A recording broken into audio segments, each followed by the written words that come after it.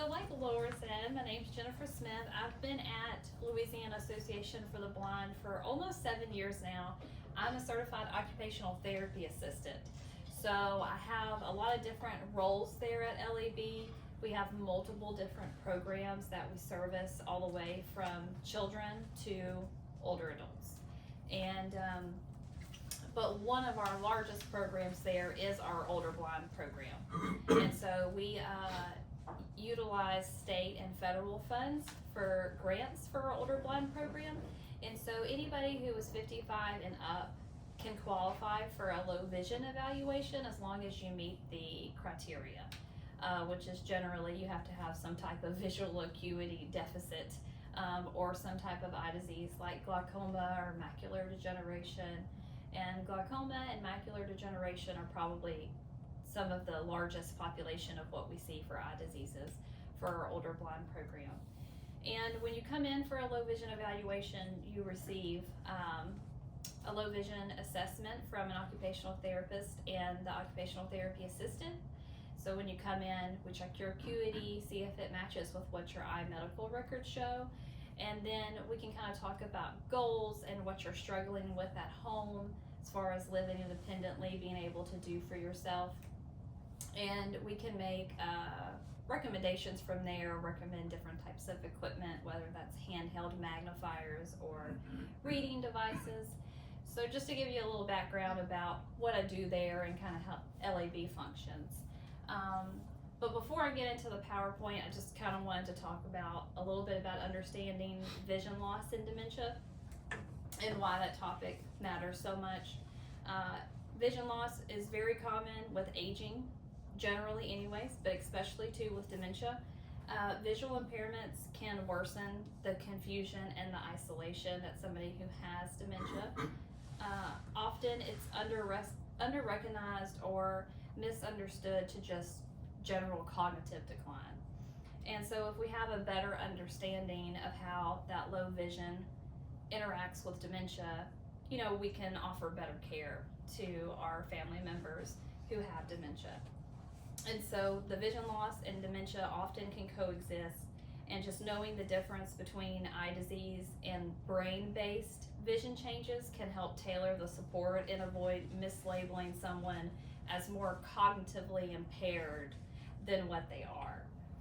And when you have dementia and it affects your vision, often it could be an ocular vision loss due to eye diseases like I was talking about with cataracts or glaucoma. It could be a cortical visual impairment where the brain cannot interpret what the eyes are seeing. And that's common in Alzheimer's and Lewy body dementia. And that can affect your depth perception, your recognition, and your spatial awareness. And so if anybody has any questions about all of these sciencey terms I'm saying, just please ask. I have a question. Yeah, sure. How do you determine when somebody has Alzheimer's or dementia if they have a vision problem? Well, you often can tell by what you're seeing. So if they're bumping into objects, if they're misjudging distances, if they're having trouble recognizing faces or familiar environments to them, if they have increased falls or even hesitation when walking, just maybe general anxiety in unfamiliar places, and just difficulty like reading or finding objects or following the TV.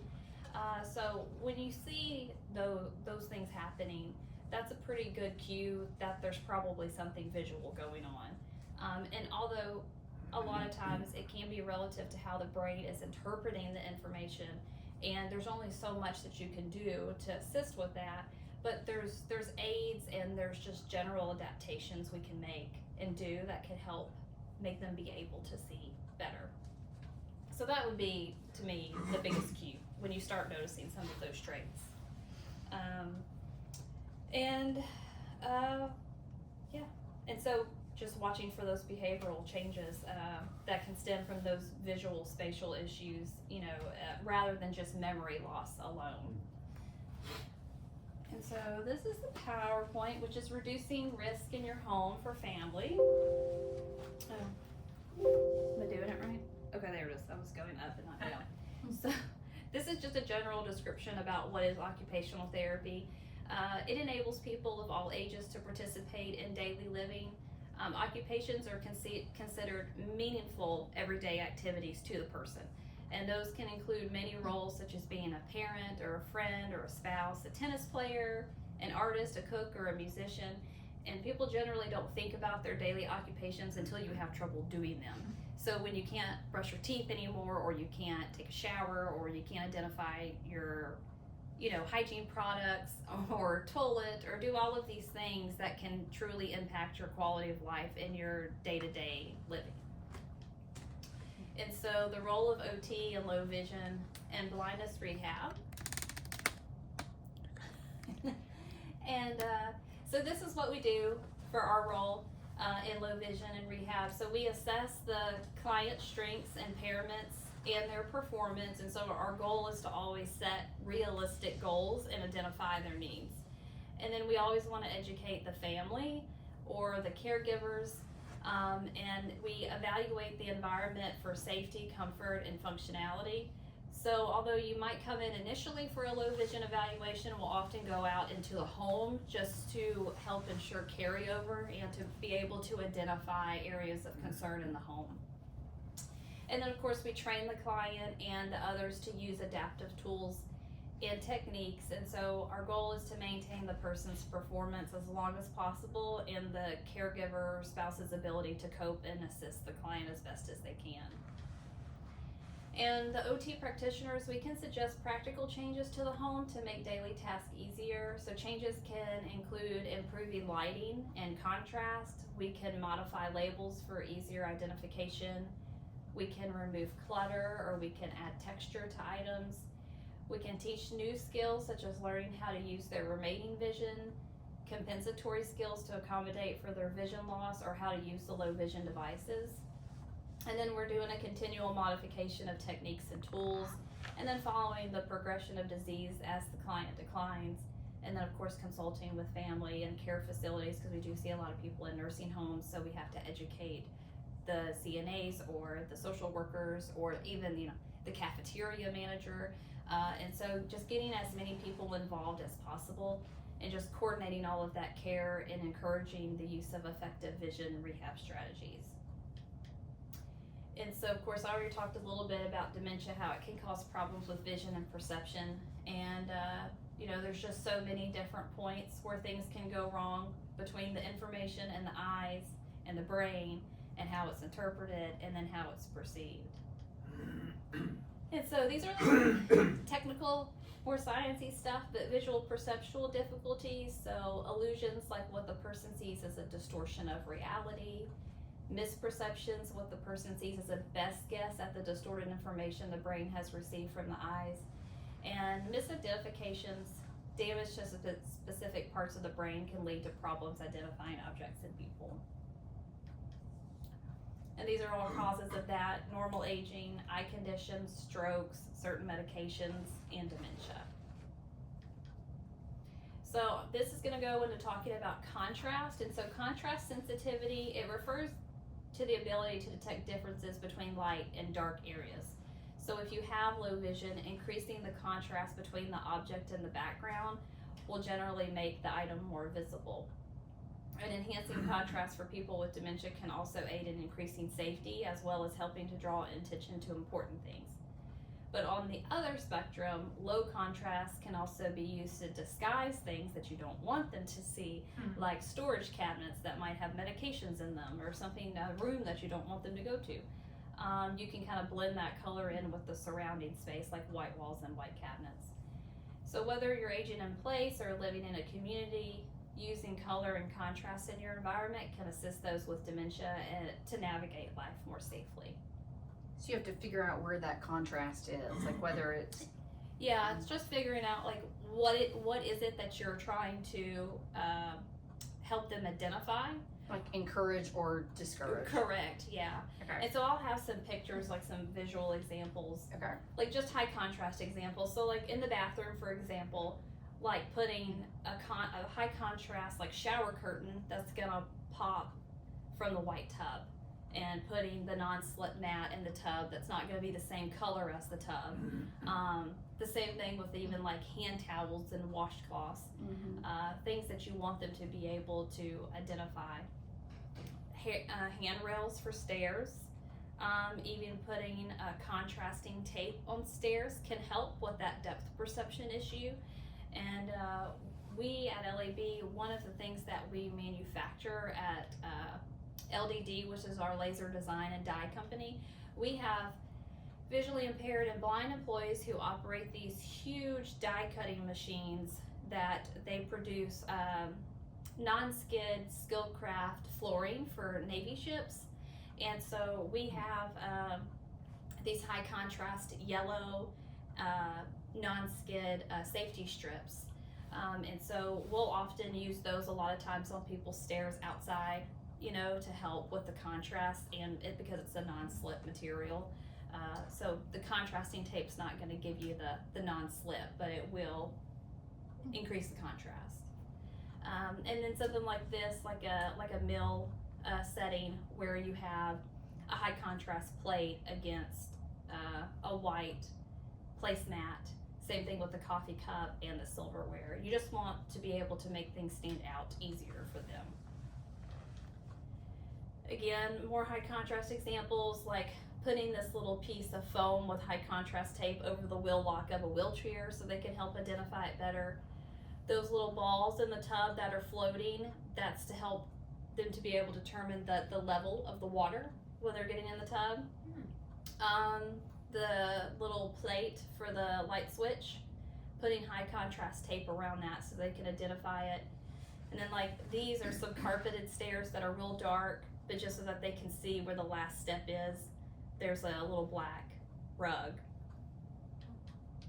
And so like this is an example of how contrast does not benefit you. You have, in that first example, you just have spools of yarn, but the background has all of that pattern to it, so that can make it harder to identify. And then you see this silverware on this napkin, the blue handles against the blue napkin. It's really hard to identify the silverware. Reducing clutter is huge for everybody, because if you can reduce that, then you're more able to find the items that you're looking for. So just keeping that in mind. Something like this, just very simple, like in the seasoning cabinet, you know, you have them all in there all together. You can't read or identify and see what anything is. Putting shelving in there to help make it more organized and easier to identify. Other modifications, enlarge. So that's one of the things that we focus on. So on that left, you'll see these are spices, but on that top row, you can see just large letters for abbreviations for their spices, or just the high contrast in general, the white lid with the simple black text on there. We can use, you know, a Sharpie marker. You can use a Dymo label. I mean, there's all kinds of ways that you could do that. Or even something like this, a notebook that has somebody's phone contacts. It's written in large print with a dark marker so that it's easier for them to be able to identify. Back to organization, the fridge, and you can even see, like in the picture on the right, so on the top shelf you have milk and water and some type of juice or tea or something in a pitcher, but making sure that those handles are facing out towards the person when they open the fridge, and even just putting like black contrast tape on the handle can help identify. So there's all kinds of things that you can do with just high contrast tape. It doesn't cost a lot of money, but it's really simple to help them identify. A big thing is like night lights, putting them in the hallway, in the bathrooms, in the bedrooms. They have so many different kinds now that you can just order off of Amazon that are really cheap. Some of them are rechargeable, some of them are motion censored, so when you get up and walk, they'll turn on and then they'll turn off after a few seconds. Applying textured surfaces to prevent falls, and installing grab bars, and then cords, making sure that they're not placed across the floor and that they're secured with tape to help reduce trip hazards. And then safety hazards, scatter rugs. I know we're huge for a lot of people and they love their scatter rugs, but they are the hugest fall hazard ever. So, like removing things like that, or if you do have some type of scatter rug, putting some tape down or some way to be able to secure it to the ground so that people are not tripping over it. And I vividly remember having a scatter rug in my kitchen like several years ago, and my mom almost tripped over it, and I was just like, oh, you're fine. And then I was like, it's fine, you just gotta watch where you're walking. And then I almost tripped over it, and I was like, okay, I was like, these really are not safe. Cluttered pathways. There's so many homes that we go into that they do not have a clear defined walking path, so that's huge. And again, the cord issue, tripping over cords because they're not secured. And that's really all I have for my PowerPoint. It's very simple, but yeah, I mean, a huge thing for us is just working with not only the client who has dementia, but also their caregivers. That's a huge part of the carryover, because we will go into their home after we've recommended items, and like I said, assess their home. But the caregiver or the spouse, not only, we're educating and training them, but they're also going to be the one to help ensure that carryover. And so going into their home as well helps support that carryover. So they will often come into our facility first for their evaluation, but after that, we'll see them in the home just to help support that carryover because it's easier for them.